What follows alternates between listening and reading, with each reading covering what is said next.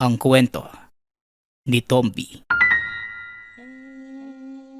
Ang kwentong ito ay hango sa totoong buhay. Mula ito sa isa nating tagapakinig. Karanasan ito ni Paeng. Walang eksaktong taon. Probinsya ng Antique. Nakatira sa isang magulong pamayanan itong si Paeng. Kasama ang amang si Mang Dodong. Nagtatrabaho ang binata sa malawak na taniman ng prutas. Samantalang ang ama naman, kagawad ng kanilang barangay. Madalas na magkaroon ng kaguluhan sa lugar dahil sa dalawang magkaribal na naninirahan. Pinag-aagawa ng mga ito ang mayamang lupain ng kanilang bayan dahil bukod sa mainam ang lugar sa pagsasaka, sagana din sa ginto ang mga kabundukan na sakop nito. Partikular sa lupain kung saan nakatira ang mag-ama. Bukod sa pagiging kagawad, tagapangalaga din ng taniman si Mang Dodong na pag-aari naman ng isa sa dalawang pinakamayamang tao sa lugar. Dodong, palita ko, sinira na naman ng mga tauhan ni Badong ang bahagi ng sagingan sa kabilang ibayo. Talagang hindi titigil ang hayop na yun hanggat hindi nakukuha ang gusto niya. Wika ni Don Felimon. Ito ang taong nagmamay-ari ng lupaing binabantayan ni Mang Dodong. Yung adi yung pinagtataka ko, amo. Bantay sarado ng mga tauhan natin ang gawing yon ng taniman. Kaya imposibleng makapasok ang mga tauhan ni Badong doon. Nagulat ang matanda nang biglang magsalita si Paeng. Maliban na lang kung may nagpapasok sa kanila. Sinasabi ko sa'yo, huwag kang sasagod kapag kausap ko si amo. Hayaan mo siya, Dodong. May punto ang anak mo. Maaring tama ang sinasabi niya. Hindi basta-bastang makakapasok ang mga partikular sa lugar kung walang magpapapasok sa kanila. Paeng, gusto kong ikaw ang magbantay sa gawing yon. Malaki ang tiwala ko sa inyong mag-ama. Alam kong hindi niyo ako bibiguin. Narinig mo sinabi ni amo. Puntahan mo ang sagingan. Isama mo na sina Kiko at Chris sa lugar. Sige po tay, kami na po yung bahala ron.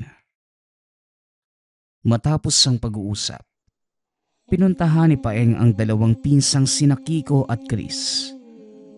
Kapwa nagtatrabaho ang mga ito sa taniman at mapagkakatiwala ang tauhan ng ama. Mabuti naman at nasabi mo na din kay amo yung nasa isipan mo, Paeng. Alam mo, nagtataka din ako dyan sa grupo ni Binoy. Paano silang mapapasok doon? Hindi ba armado sila at isa pa? Bantay sarado ng mga aso yung bawat pinto sa taniman? Wika ni Chris habang naglalakad ang mga ito papunta sa sagingan. Yun nga din yung iniisip ko, Chris. Hindi ko lang masabi kay Tio Dodong dahil baka magalit siya. Kilala mo naman yun. Maya-maya pa, narating ng mga ito ang unang pinto ng sagingan. Nahati sa 3 bahagi ang tanimang yun at bawat bahagi binabantayan ng mga trabahador. Lalo na kung malapit na ang anihan. Nadatna ng 3 nag-iinuman ang pangkat ni Binoy. Kaya kagad nilapitan ni Paeng ang mga ito. Anong masamang hangin ang nagdala sa inyo rito sa sagingan? Wala na ba kayong magawa sa durianan? Ikaw nga ang gusto kong tanungin ng ganyan, Binoy. Oras ng trabaho? Nagpapakalasing kayo? Alam ba to ni tatay? Alam ng binatang magkakaroon ng gulo. Kaya naman, dinala nito ang patpat na kawayan. Tumayo si Binoy. Nilapitan ang binata. At bakit kailangan kong ipaalam sa tatay mo ang lahat ng kilos namin dito? Siya ba ang amo namin? Sa huling pagkakatanda ko, si Don Filemon pa din naman ang may-ari ng tanimang ito Nagsipagtayuan ang mga kasamahan ni Binoy. Isa-isang dumampot na mga baril. Alam nyo, ayoko lang pagsisihan nyo ang pagdampot nyo ng mga baril na yan. Naparito lang kami sa utos si Don Filemon. Makakarating sa kanya ang anumang nakita namin dito ngayon. Habang nag-uusap ang mga ito, may isang lalaking lumabas mula sa kubo ni Binoy. Binoy, may problema ba? Sino naman ang mga yan? Nanlaki ang mga mata ni Paeng dahil ang taong yun, si Alonso, isa sa mga tauhan ni Don Badong. Anong ginagawa ng tauhan ni Don Badong dito? Ikaw ba ang nagpapasok sa kanila, Binoy? Pinsan ko si Alonso. Kahit kay Don Badong siya nagtatrabaho, wala naman silang ginagawang masama dito Saka bawal na ba akong magpapasok ng mga kamag-anak ko sa lugar na ito? Mahigpit na ipinagbabawal ni Don Filemon ang pagpapapasok ng mga hindi kilalang tao sa taniman, kahit kamag-anak pa yan. Lalo pa kung tauhan ng kalaban ng ating amo.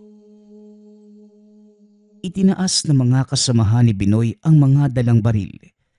Itinutok kay Paeng. Bakit? Anong gagawin mo? Magsusumbong ka? O sige, tignan natin kung makarating ka pa ng buhay kay Don Filemon. Alam mo, Paeng, masyado kayong tapat. Yan ang dahilan kung bakit hanggang ngayon namumuhay pa rin kayo na parang mga aso. Mag-aantay na lang ng butong iaabot sa inyo. Bagay na ikinagalit naman ni Chris. Alam mo, kahit na sunod-sunuran kami sa utos si Don Filemon, alam naming marangal yung mga gawaing yun. Kagaya ngayon, napag-utusan kaming tignan ang nangyari sa bahaging to ng taniman. At pinatunayan nyo lang na tama ang hinala ng ating amo. Mga traidor nga kayo. Ay. Dahan-dahan ka sa pananalita mo, bata. Baka mamaya niyan, mapudpud yung dila mo. Mag-iingat ka sa mga banta mo sa amin. Baka nakakalimutan mo kung sinong may hawak na baril. Huwag na kayo magpakabayani. Kung ako sa inyo, tatalikod na lang ako at kakalimutan yung nangyari dito.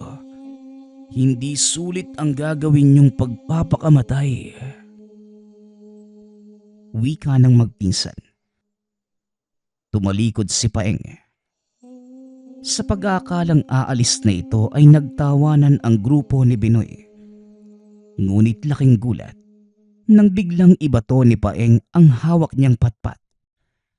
Tumama ito sa ulo ni Binoy, dahilan para mawala ng malay ang binata. Pinaputukan naman ng isa sa mga kasama ni Binoy si Paeng. Kitang-kita ng lahat kung paanong tumama ang bala sa katawan nito. Napaluhod ng binata. Ang buong akala ni Binoy ay napuruhan na ito. Nagulat ang grupo ng mga kalaban nang biglang tumayo si Paeng at pinagbagan lamang ang damit. Aray ko, kahit ilang beses ko nang nasubukan, masakit pa din talaga ang tama ng bala no? Nanlaki ang mga mata ni Binoy dahil ni isa sa mga bala ng kalaban walang tumagos sa katawan ni Paeng. Anong kademonyohan to? Bakit hindi ka tinatabla ng bala? Bigla itong nakaramdam na matinding takot. Lalo pa nang makitang papalapit na sa kanila si Paeng. Oh, anong problema? Ngayon lang ba kayo nakakita ng taong hindi tinatabla ng bala? Dinampot nito ang kawayang patpat. Hindi na nakapagsalita ang ilan sa mga kasamahan ni Binoy dahil sa sobrang pagkagulat. Hindi nila inakalang may ganoong uri ng kakayanan si Paeng. Lingid sa kaalaman ng mga ito na may taglay na bertud ang binata mula sa mismong patpat na hawak. Pinagsusugod ng binata ang mga tauhan nito. Pinagpapalo. Ang ilan ay nagsipagtakbuhan, habang ang ilan ay hindi na pinalad na makatakbo. Maging si Alonso, hindi rin nagawang makaligtas dahil binaril na ito ni Cres. Yun ang nararapat sa mga traidor. Pero Paeng, paano yung mga nakatakas na kasama ni Binoy? Siguradong magsusumbong yung mga yun. Hayaan mo silang magsumbong. Mabuti nga yun para malaman ng kalaban. Nang sa ganun, matakot na silang pumasok sa lugar na ito. Matapos yun, bumalik na ang mga ito sa tahanan ni Don Filemon upang ipaalam ang nangyari. Magaling ang ginawa niyo, Paeng. Simula ngayon, kayo na ng mga pinsan mo ang itatalaga ko sa bahaging yon ng taniman. Huwag kayong mag-alala dahil magdadagdag din ako ng mga kasama ninyo. Nang sa ganon, hindi kayo mahirapan sa pagbabantay. Pagkaalis nito, kinausap naman ni Mang Dodong ang binata. Ano bang iniisip mo, anak? Bakit mo ginamit ang kakayanan ng bertud? Hindi mo ba alam na maaari itong maging mitya ng mas malaki pang gulo? Alam ko po, tay, pero ginagawa ko lang naman po yung nararapat. Dahil kung hindi ko ginamit ang bertud, malamang ako ang nakahiga sa sahig na yun at tinatakpan ng puting kumot. Tama naman po si Paeng, tiyo. Kung hindi niya ginamit ang bertud, malamang siya yung paglalamayan niyo ngayon. Ay nako, siguradong malaking gulo ang mangyayari sa oras na makarating ito kay Badong. Hindi titigil ang isang yon hanggat hindi napapatunayan ng mga narinig niya. Tay, hayaan mo silang gawin yung gusto nila. Dito natin malalaman kung hanggang saan yung kaya nila. Baka nga puro yabang lang yan si Don Badong dahil marami siyang tauhan. Hindi mo kilala si Badong, Paeng. May mga galamay yan na may kakayanang kagaya mo. Kung ganun man, tay, di magkakasubukan kami ng kakayanan. Ganun lang yun, tay. Wala kang dapat alalahanin. Alam mo namang gamay ko na yung paggamit ng bertud ng kawayan, hindi ba? Alam mo, minsan ang kayabangan nagdadala sa atin sa kapahamakan. Huwag ka masyadong pakampante dahil kagaya ng sinabi ko sa'yo, may mga tauhan si Badong na higit na mas mataas ang kaalaman sa'yo. Hindi na nagsalita pa ang binata dahil maging siya alam ang katotohanan ito. Pinayuhan ni Don Filemon ang mga tauhan na wag munang bababa ng bayan. Alam nito ang panganib na dulot ng kaganapan sa taniman ng saging. Ngunit sadyang matigas ang ulo nitong si Paeng. Matapos ilipat ang mga gamit sa kubo sa sagingan, inaya nito ang mga pinsan na magpunta sa bayan upang uminom. Chris, Kiko, bababa ko ng bayan. Nakakabagot dito sa sagingan Wala man lang magawa. Mariin namang tumanggi ang dalawa. Naku pinsan, sundin lang natin yung sinabi ni Amo. Mas makakabuti kung iiwas tayo sa gulo. Iiwas naman tayo Hindi naman natin sasalubungin yung mga tauhan ni Don Badong. Tama si Chris, Paeng. Mas mabuting sundin na lang muna natin yung sinabi ni Amo kesa pare-pareho tayo mapahamak.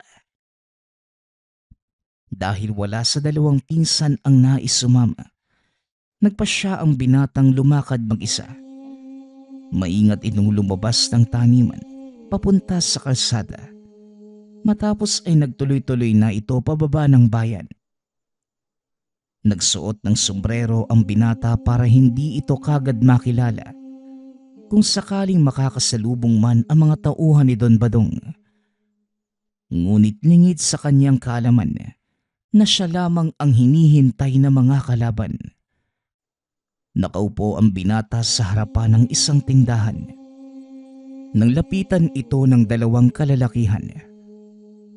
Walang ibang kasama si Paeng sa lugar. Kaya naman alam nitong siya lamang ang pakay ng mga ito. Inilapag ng binata ang inumin. Pasimpleng tumayo. Patay mali siya itong naglakad ngunit hinarang siya ng isa sa mga kalalakihan. Sandali lang. May kailangan kami sa'yo eh. Maupo ka kung ayaw mong kumalat ang utak mo sa lugar na ito. Hinawi ni Paeng ang kamay nito. Nagpatuloy sa paglalakad. Sa oras na lumabas ka sa pintong yan, magsisisi ka. At nang silipin ni Paeng ang labas ng tindahan, nakita nito ang napakaraming kalalakihan. Lahat ay mga armado at tila handang pumatay.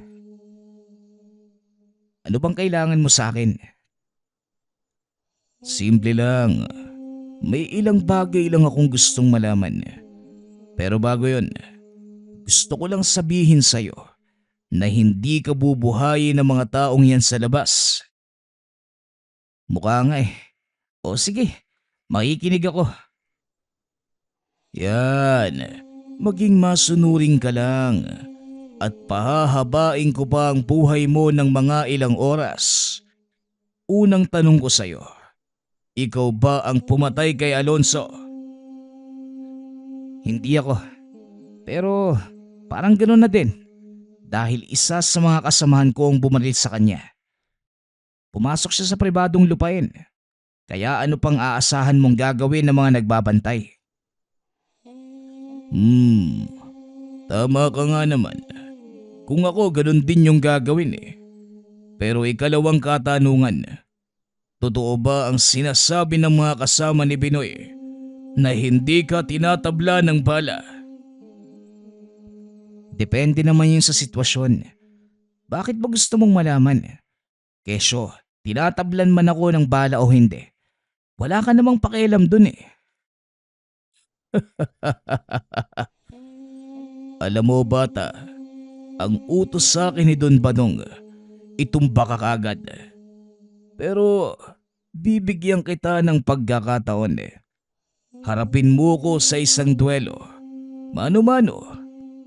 Gusto ko lang talagang malaman kung kasing tibay ng hawak mong patpat na yan ang katawan mo. Yun lang ba? Pwes, walang problema. Kailan tayo maghaharap? Ngayon na ba? Hindi pa. Mukhang marami na ang nainom mo. Baka hindi mo magamit ng maayos yung patpat mo eh. Pumunta ka sa lumang simbahan. 2 araw mula ngayon. Doon tayo maglalaban. Sana lang wag mo kong biguin. Bilisan mo. Doon ka sa likod dumaan. Wala kaming nakita ng kasama ko. Nagtataka naman si Paeng kung bakit siya hinayaang makaalis ng taong yun. Dali-dali itong lumabas sa likod ng tindahan. Pasimpleng naglakad palayo. Hindi naman ito napansin ng mga kasamahan ng lalaki. At pagkalabas nito sa tindahan, kagad na din silang lumakad palayo. Nilingon ng lalaki si Paeng na nooy nakatago sa likod ng kahoy. Sabay turo ng daliri nito na parang baril. Mabilis namang umalis si Paeng sa lugar. Pagkarating sa kubo, ikwinento ng binata ang mga nangyari sa bayan. Mabuti na lang at hindi ka tinuluyan ng mga yun. Eh sino naman yung lalaking tinutukoy mo? Nakilala mo ba? Di ko kilala yung taong yung Chris eh. Pero sa oras na magkita kami ulit, mamumukhaan ko yun eh. Nagtataka ito kung paanong nalaman ng lalaki ang sikreto. Nabanggit mo na alam ng lalaking yun yung sikreto ng bertud mo. Ang tanong, sinong nakapagsabi sa kanya?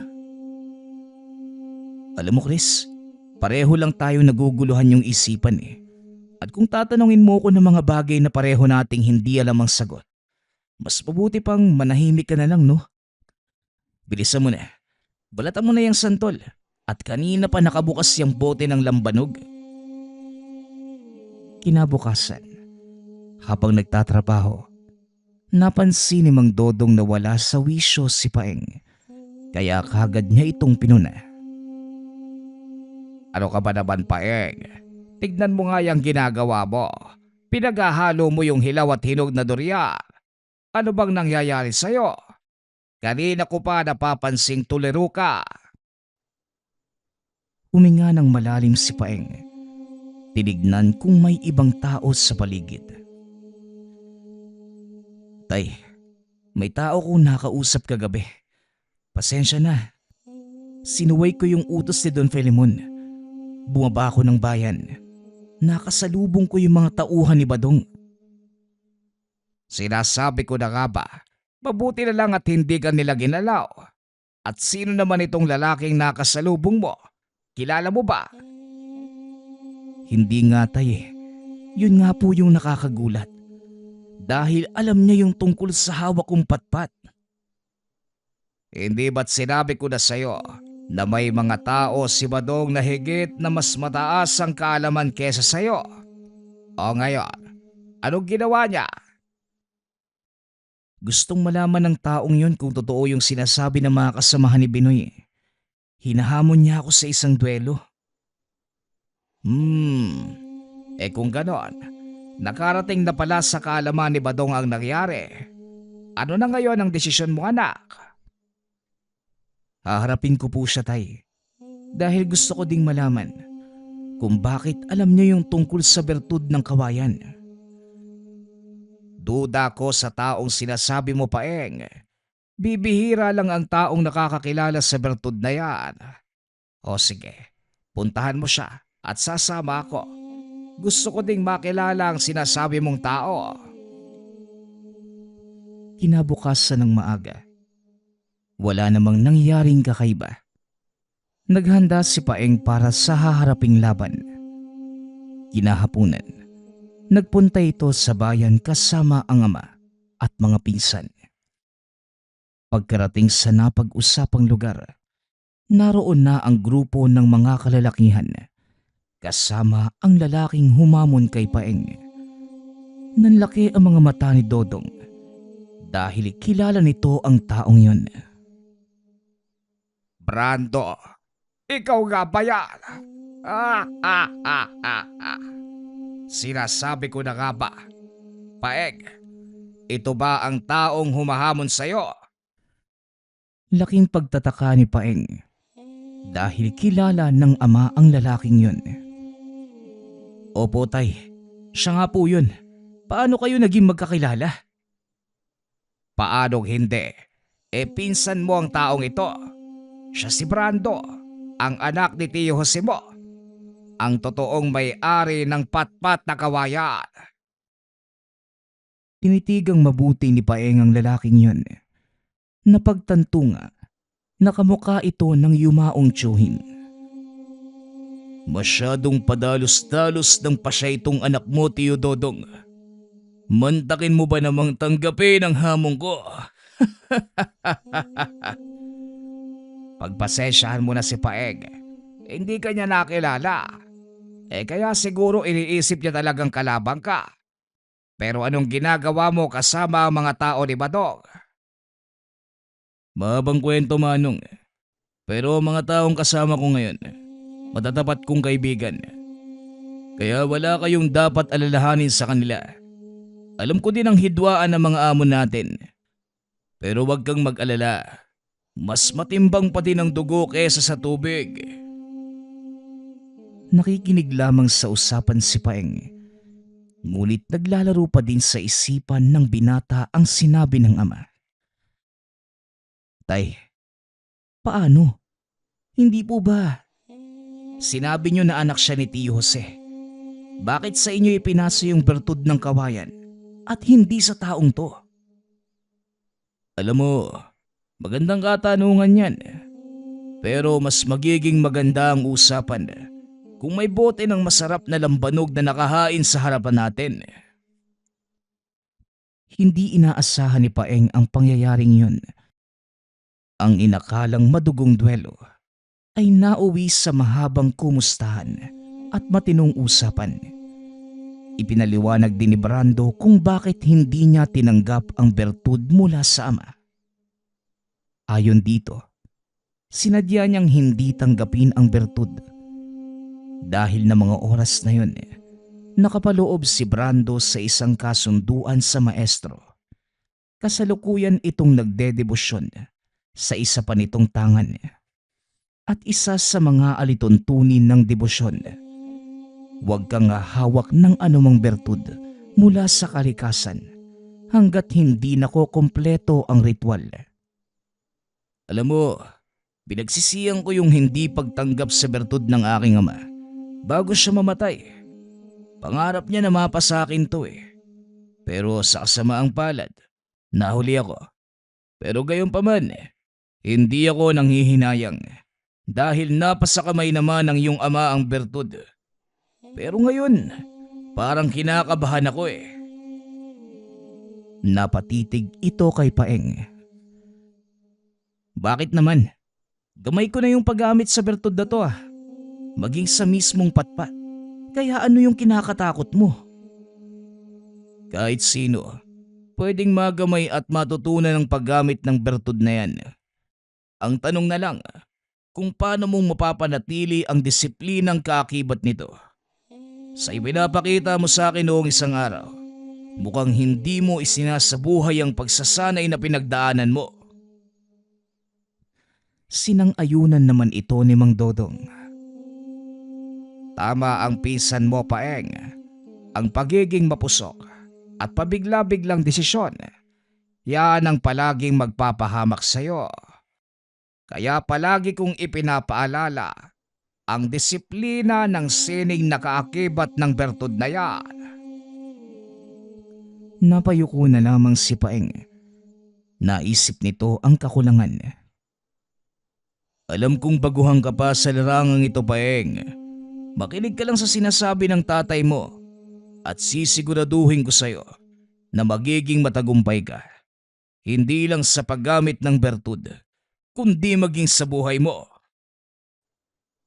Matapos ang usapang yun, nagpaalam na si Brando.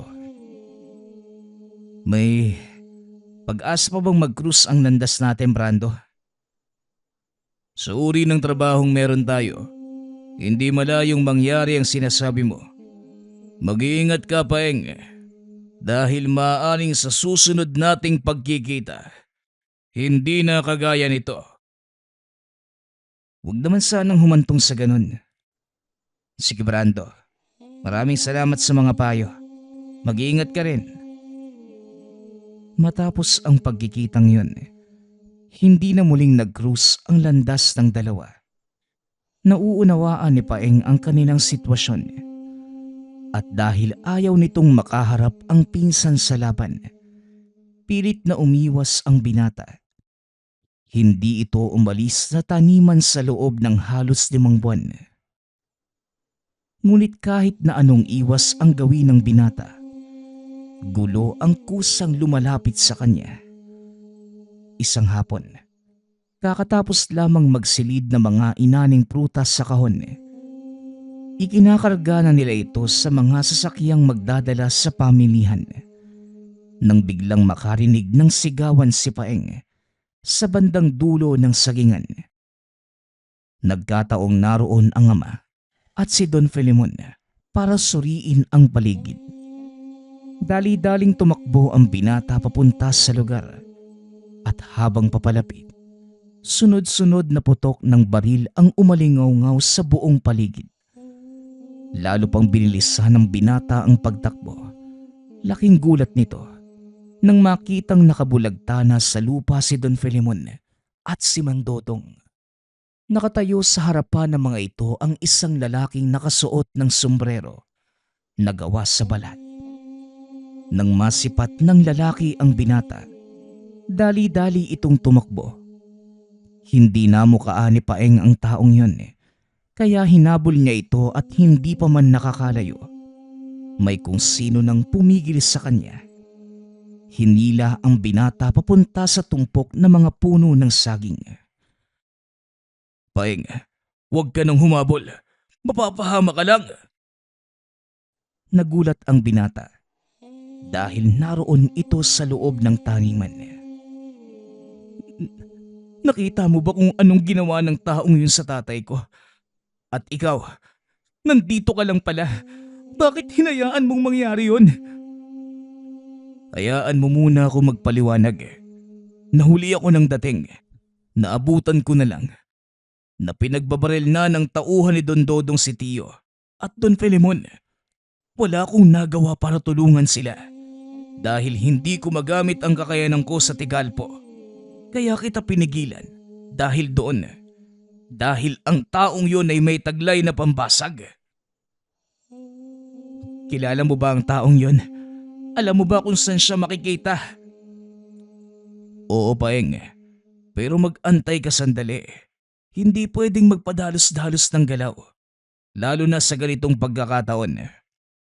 Pinaghandaan ni Don Badong ang pangyayaring to. At alam niyang bubuelta kayo. May nasimulan na akong plano. Ang kailangan mo na lang gawin, mag-antay. Mag-antay? Nang ano? Hahayaan ko na lang natakasan ng taong yung ginawa niya sa tatay ko? Gayong alam ko naman na may magagawa ako? Uulitin ko ang sinabi ko. May taglay na pangbasag ng bertudang taong yon. At kahit gaano pa kalakas ang tangan mo, wala pa din itong panama. Wala nang nagawa ang binata. Napag-isip-isip nito na tama ang sinabi ni Brando. Kaya nagpasya na lamang ito na sundin ang sinabi ng pinsan. Pinagtulungan nilang buhatin ang sugatang si Mang Dodong at Don Filemon. Mabuti na lang at hindi sila napuruhan sa ulo. Dumaplis lamang ang bala at nawala ng malay. Dahil sa lakas ng pagkakatama ng ulo sa lupa. Ang buong akala ko, patay na sina Amo at Tio Dodong. Mabuti na lang at nagawa mo pa silang abutan, Paeng. Magpasalamat na lang tayo dahil hindi sila napuruhan. Ang iniisip ko ngayon ay kung paanong makakaganti sa bumaril sa kanila. Hindi ba nabanggit mong naroon si Brando? Isa na pumunta yun. Paghatid niya sa amin dito sa mansyon, nagpaalam na siya.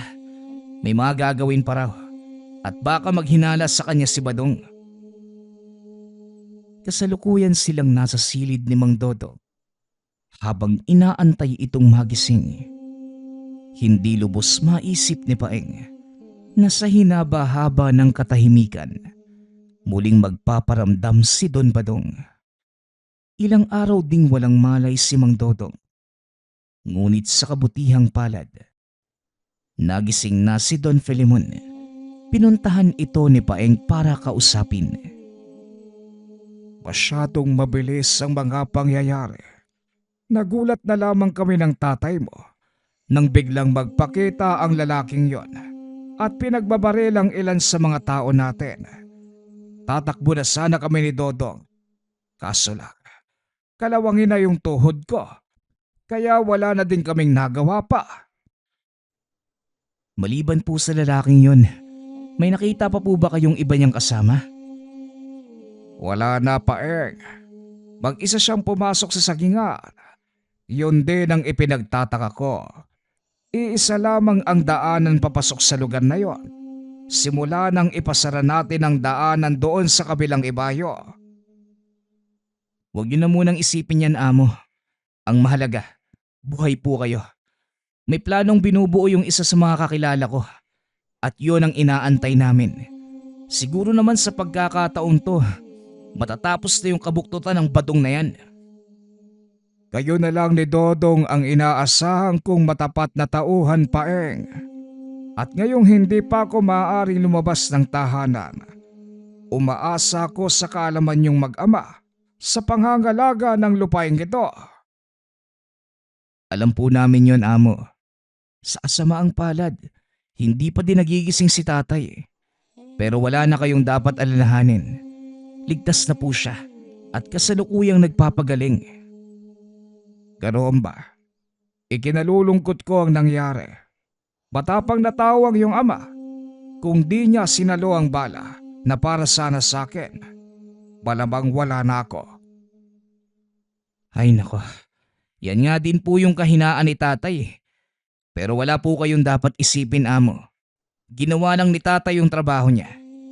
Sige po, kailangan ko nang umalis.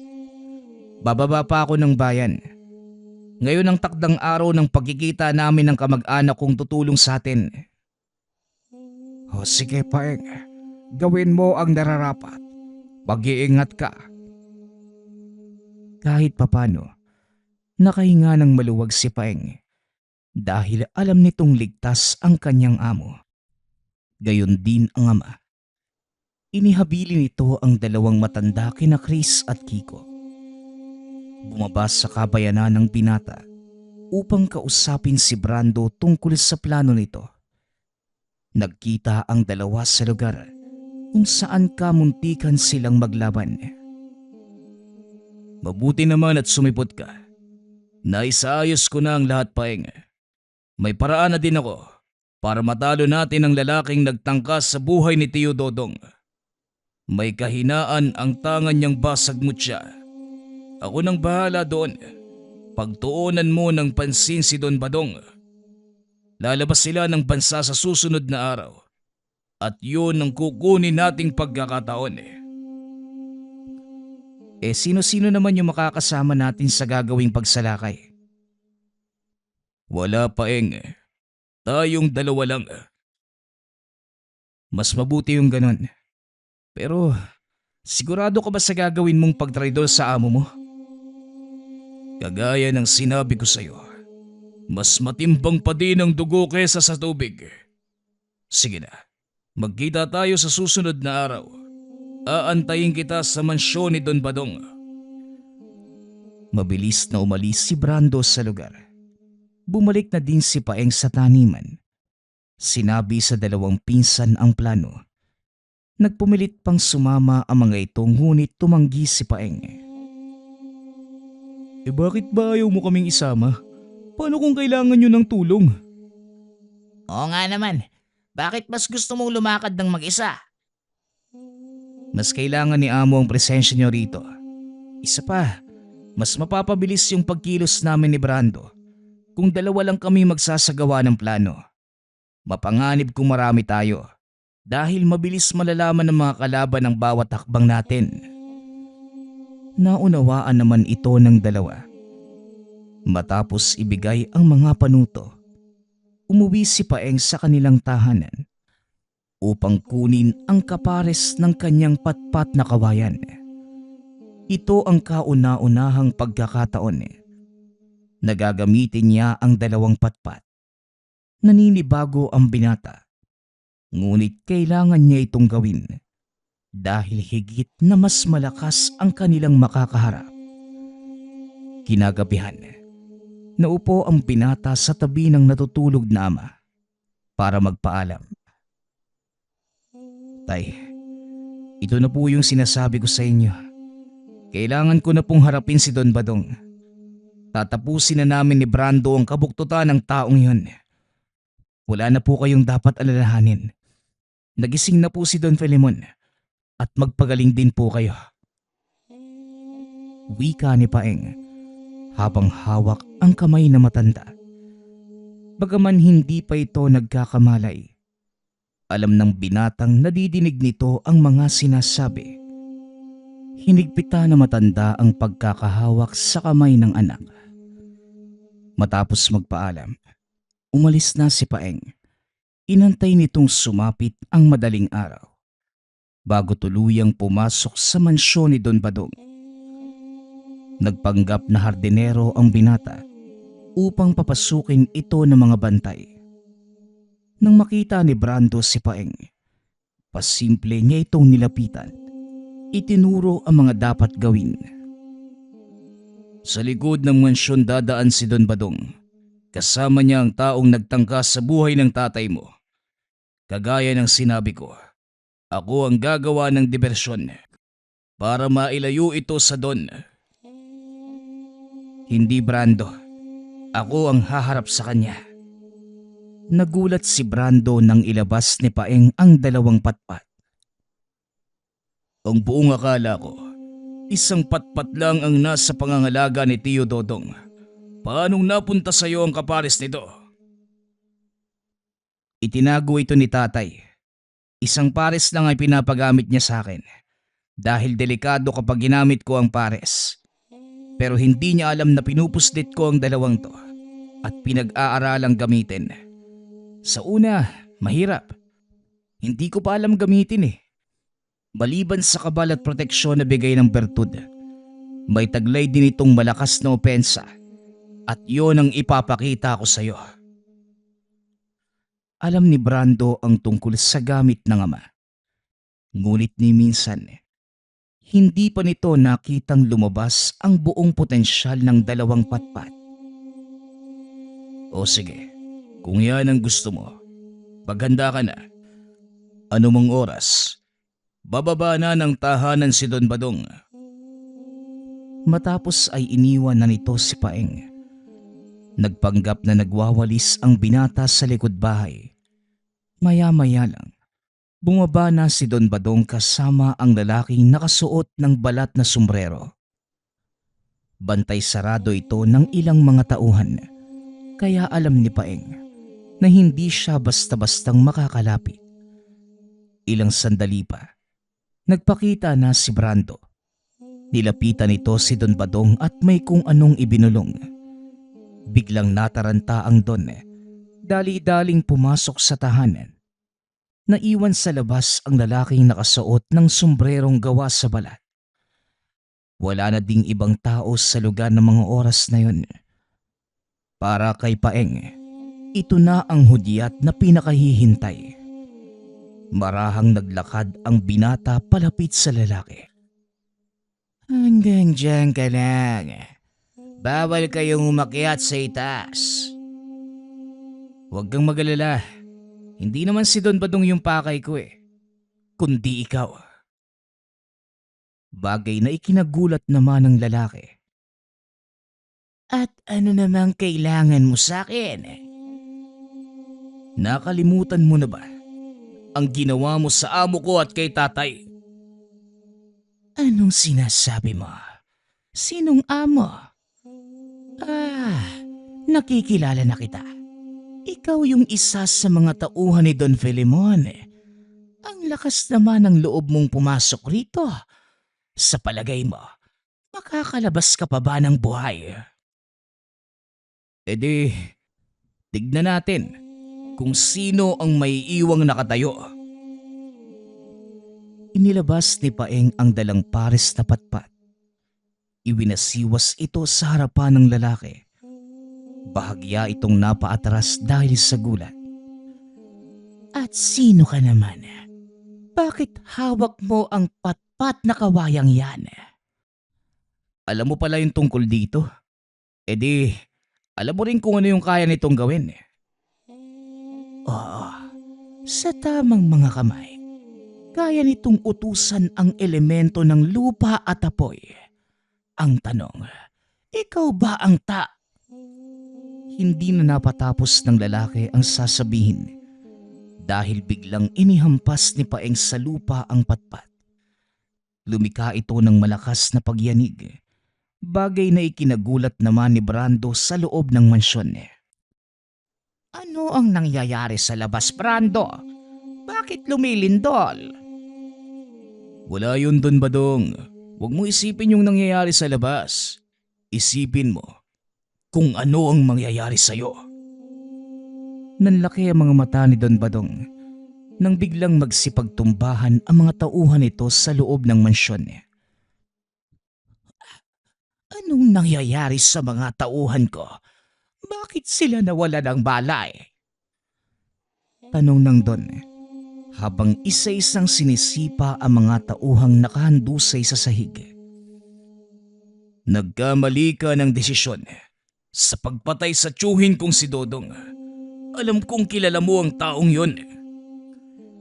Ang kagawad na tauhan ni Filemon. Kung ganon, isa kang traidor. Parang gano'n na nga. Kinuha ko ang tiwala mo para maipaghiganti ang lahat ng taong inapi mo. Dumating na ang katapusan ng kabuktutan mo, Don Badong. Napaatras ang Don. Natumba sa kinatatayuan nang madinig ang lahat ng sinabi ni Brando. Nagmamakaawa itong huwag siyang papatayin. Samantala, patuloy namang naglalaban ang dalawa sa labas ng mansyon. Bahagyang lumayo ang kalaban kay Paeng. Nag-usal ng mga dasal. Ngunit wala itong epekto sa gamit ng binata. Lingid sa kalaman ito. Nasa loob ng mahabang panahong pananahimik ni Paeng, pinag-aralan nito ang lahat ng tungkol sa kakayanan ng kalaban sa tulong ni Brando. Anong nangyayari? Bakit hindi gumagana sa iyo ang pambasag ko ng mutya? Kung sa tingin mo, susugod ako dito ng hindi handa, nagkakamali ka. Pinag-aralan ko ang lahat tungkol sa kakayanan mo at alam ko ang kahinaan nito. Wika ni Paeng habang ipinapakita ang maliit na botelya na punong-puno ng langis. Ugat ng himag na ibinabad sa langis ng ahas. Paano mo nalaman ang tungkol sa gamit na yan? May kakulitan ka din no? Lahat ng galaw mo, napag-aralan ko na. Ultimo yung dasal na ginagamit mo. Nakabisado ko na din Kaya kung malakas pa din yung pananalig mong matatalo mo ko, nagkakamali ka. Dahil hindi yun mangyayari. Dali-dali nitong sinugod ang kalaban. Hindi ito makaganti sa sunod-sunod na pag-atake ng binata. At sa bawat paghampas ng patpat, lumilika ng malakas na bugso ng enerhiya na nagiging apoy. Nakikita ni Brando ang nangyayari mula sa salaming pinto ng mansyon. Maging ito ay namanghas sa nagagawa ni Paeng. Hindi nito lubos akalain na naperpekto ng binata ang paggamit sa kakayanan ng bertud ng kawayan. Bumunot ng itak ang kalaban, gumanti ng pag-atake. Ngunit kahit anong gawin itong pagtaga kay Paeng, ni hindi man lamang nito nagagalusan ang binata. Naging kampante si Paeng na mananalo siya sa labanan dahil halos wala nang magawa ang kalaban. Ngunit lingid sa kaalaman nito na may huling alas na nakahanda para sa kanya ang kalaban. Biglang nakaramdam ng panghihina si Paeng hanggang sa tila bumigat na ang hawak nitong patpat. Pilit itinataas ng binata ang dalawang kamay. Ngunit sobrang hina na nito at halos hindi na niya maigalaw ang buong katawan. Ano bata? Nangihina ka na ba? Nararamdaman mo na ba ang unti-unting pagkaubos ng lakas mo? Nakalimutan kong sabihin sa'yo na ang talim ng itak na ito ay nilubog sa dugo ng babaeng usa. At anumang gamit na may kapangyarihan na mula sa mga elemento, kusang susuko. Ngayon tignan natin ang yabang mo. Wala nang magawa si Paeng, kundi tanggapin ang mga suntok at tadyak ng kalaban hanggang sa tuluyan nitong mabitawan ang dalawang patpat. Akmang sasaksakin na sana ng kalaban ang binata nang bigla na lang may kung sinong humampas sa kanyang kamay. Nabitawan ng lalaki ang itak at nang lumingon ito, nakita niya si Brando na hawak-hawak ang patpat na kawayan. Tansyong, pasensya ka na. Nakalimutan kong sabihin na isa din pala ako sa tagapagmana ng aking ama. Sabay palo ng baston sa mukha nito. Kinuha ni Brando ang pagkakataong yun upang itayo ang binata.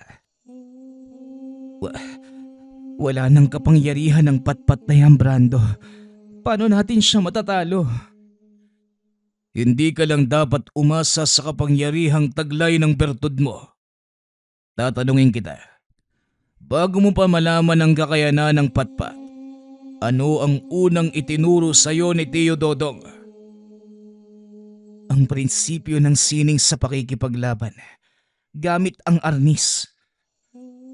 Alam kong mahusay ka sa larangang yun, kaya hindi natin kailangan ng kapangyarihan ng bertud para talunin ang taong ito. Tumayo si Paeng, muling naghanda sa pagsugod. Sa pagkakataong yun, magkasama na silang dalawa ni Brando. Hawak ang tig-isang patpat. Magkasunod na umatake ang mga ito. Isang sumusugod at isa naman ang sumasalag. Mahusay sa paggamit ng itak ang kalaban, kaya medyo natagalan ng dalawa sa pakikipagsagupaan hanggang sa makahanap ng butas si Paeng. Ginamit ito para tuluyang patumbahin ang kalaban. Nakipagsabayan ito sa pag-atake ni Brando.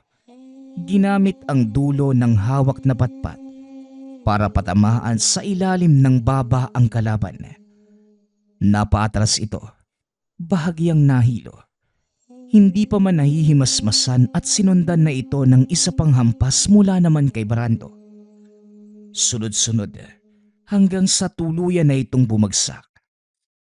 Isang malakas na hampas sa ulo ang binigay ng dalawa, dahilan para tuluyang mamatay ang kalaban. Matapos ang sagupaan, pumasok ang mga ito sa loob ng mansyon kung saan nakagapos ang walang malay na si Don Badong. Binuhusan ito ng malamig na tubig. Naalimpungatan ang matanda at nagsisigaw. Mga walang hiya kayo. Anong ginagawa niyo sa mansyon ko? Wika nito habang iniikot ang tingin sa mansyon na unti-unting natutupok. Sa totoo lang, kulang pang kabayaran ang pagkasunog ng mansyong to. Maraming buhay ang nawala dahil sa kasakiman mo. At ngayong araw na to, wawakasan ko na ang lahat ng yon. Dinampot nito ang itak na nakakalat sa sahig. Napapikit na lamang si Don Badong sa pag-aakalang pupugutan na siya ng ulo ng binata. Naramdaman nito ang malamig na bakal na dumikit sa kanyang leeg at nang mapadilat, nakita nito ang mukha ni Brando. Brando, hindi pa ba tapat kitang tauhan? Tulungan mo ko. Pangakong ibibigay ko ang kalahati ng kayamanan ko. Huwag mo lang akong hayaang mamatay. Napatitig si Brando kay Paeng at ngumiti. Mukhang magandang alok yan, Don Badong. Ano sa tingin mo, Paeng? Tama ka. Magandang alok nga yan . Pero ang tanong, sa'yo ba talaga yung kayamanang sinasabi mo? Oo, akin ang lahat ng yon. Nakapangalan sa akin ang bawat lupaing nakuha ko sa mga tao. Mapapasa inyo ang kalahati ng mga yon. Hayaan nyo lang akong mabuhay. Mas mabuti pa siguro na ibalik sa mga tao ang nararapat para sa kanila. Ano sa tingin mo, Paeng? Tama ka, pinsan. Pasensya na lang, Don Badong, ha? Pero hindi namin tatanggapin ang inaalok mong kayamanan. Nauna sa lahat, hindi naman ikaw yung nagmamay-ari. Wika ni Paeng, sabay suntok sa mukha nito. Iniabot ni Brando ang itak sa binata. Hinayaan itong magpasya. Ikaw na ang humatol sa kanya, pinsan. Hindi ko dudungisan yung kamay ko ng dugo ng isang makasalanan at sakim na taong kagaya niya.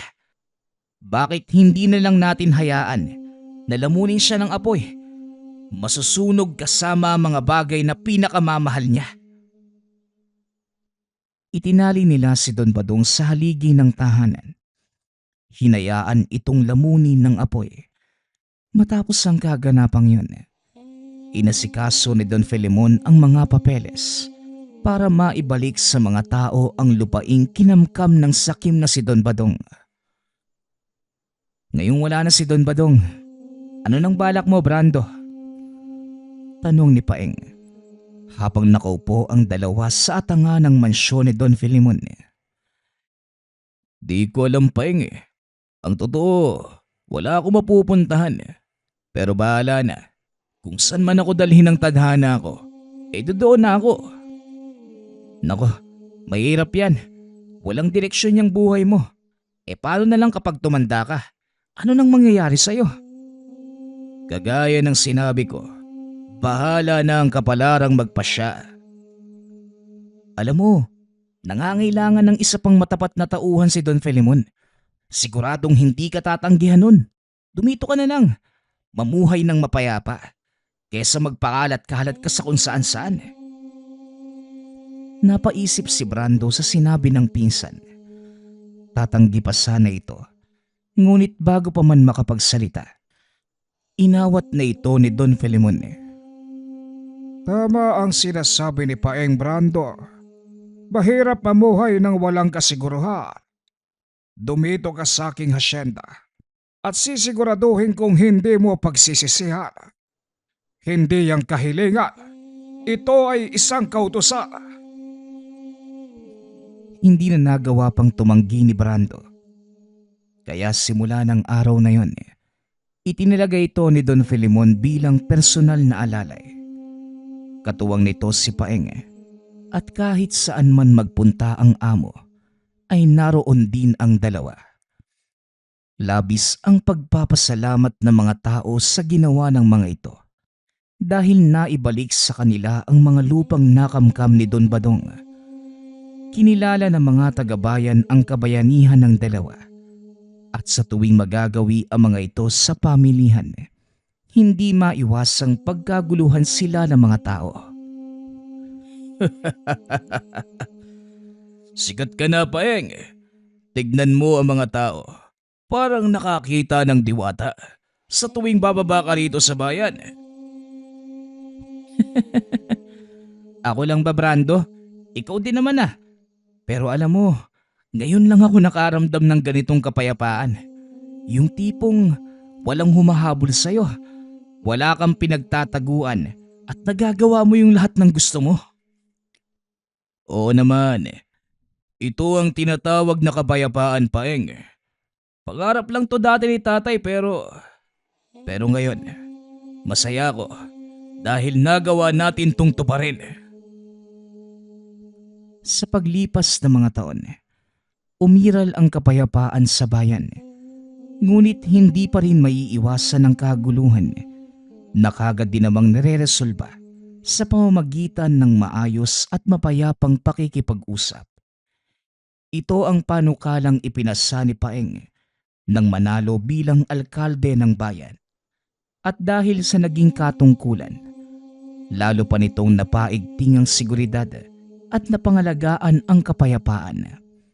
Lahat ng tagumpay sa buhay ni Paeng, pinapasalamat niya sa mga taong nagpaunawa sa kanya ng wastong prinsipyo ng buhay at ang disiplina sa aral na kaakibat ng kanyang patpat na kawayan. Nagpapasalamat nga pala ako sa lahat ng sumusuporta sa ating channel. Nawa ay patuloy niyong suportahan at pakinggan ang ating mga kwento. Hanggang sa muling pakikinig.